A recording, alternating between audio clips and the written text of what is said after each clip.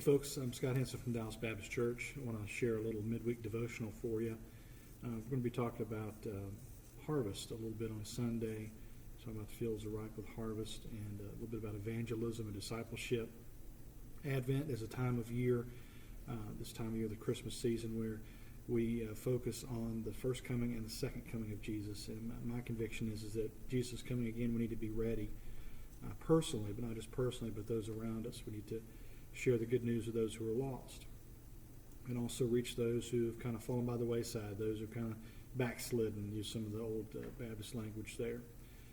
I want to share some stories with you about farming a little bit. I'm not much of a farmer. I had a brief stint in an agri-science class in high school, and we had gardens and things growing up, but I'm not much of a farmer at all. I've baled hay before, and never again, never again.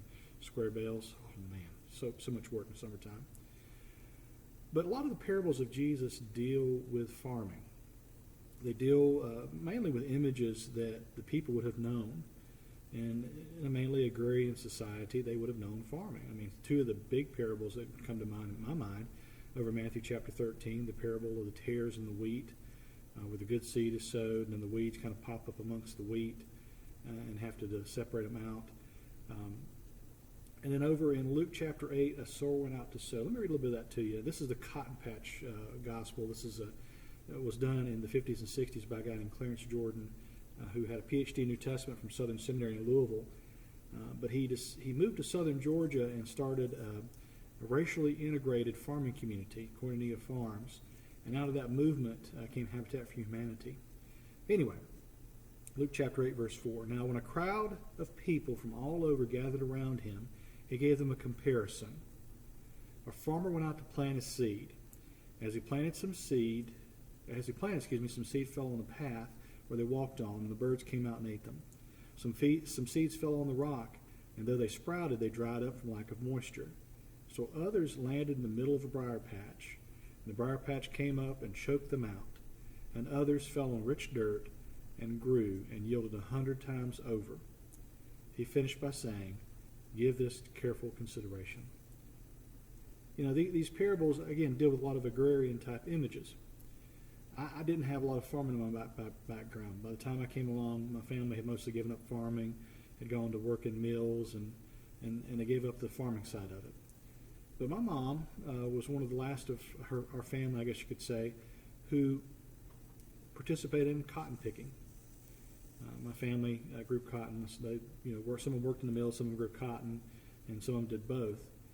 But Mom would tell me stories growing up of her picking cotton, especially trying to make money to buy new clothes for school, especially around high school age. She would go pick cotton, and it was hard work, she'd always say.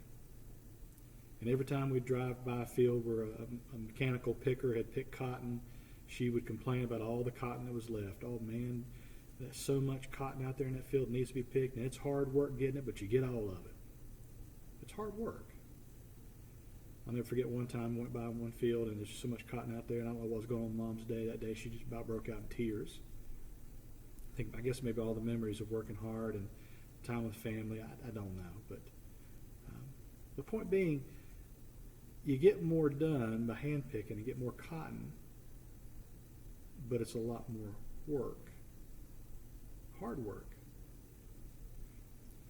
You see, the thing about telling the good news about Jesus Christ, telling others about Jesus, is we could take some easy outs. We could just not say anything. I've been at a few churches, and I've had some people tell me a few times, well, where are the people at?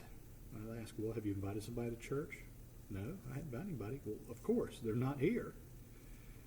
Gone are the days of you just build a church and people show up. There's so many things to compete with in the marketplace of the society. There's a lot of more things going on a Sunday morning. And the desire to go to church isn't so ingrained in our culture in the Bible Belt as it used to be. So, we can't just sit and say nothing and expect people to show up. We have to do something. Or we could do something kind of passive-aggressive, kind of half-hearted, maybe maybe a little energy into it. We could leave a tract somewhere.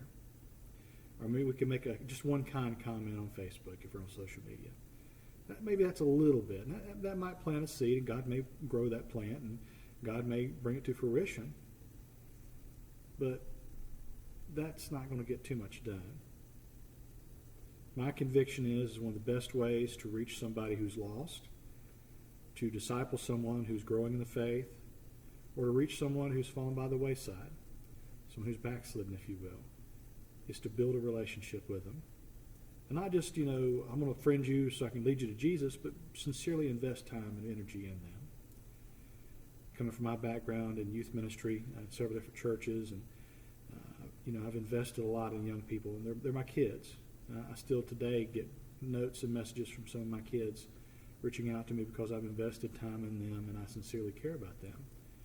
I want to help them grow as disciples even today, even though I haven't been at their church in years. But we must invest in people, invest time, invest energy, invest our hearts, our minds. I mean, we can live the life all day long, and we can talk the talk. We have to merge those two together. We have to do and we have to say. We have to live a Christian life, be a Christian example. And we have to tell people about Jesus. But we have to do it together. We have to go out and we have to tell others and show them how we live. And there's that old hymn, let others see Jesus in you. Keep telling the story, be faithful and true, let others see Jesus in you. Do they see Jesus in you? Do they really see him? Well, if they don't, maybe they need to. Maybe you need to turn your life around a little bit.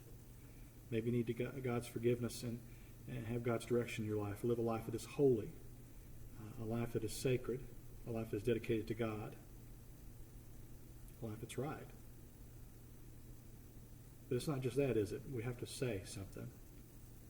Keep telling the story, as the song says, hymn says. Be faithful and true. Keep telling the story. Be faithful and true. Let others see Jesus in you. They need to see Jesus in us, but they also have to hear Jesus in us. But conversely, I think it does the kingdom of God a lot of damage when we just say the words but we don't live the life. We have to live the life. We have to back it up. Now, reaching the lost, discipling folks, and bringing those back into the fold who have scattered, it's not easy work. It's not easy. And we want to be lazy sometimes. I don't want to say anything. I don't want to bug people. My little introvert self wants to kind of close up and read my books and stay, warm and cozy by myself, but we can't do that. We have to be out there in this community, reaching others for Jesus, so that not only we're ready when the Lord comes back, but others are ready too, so that they're not left behind.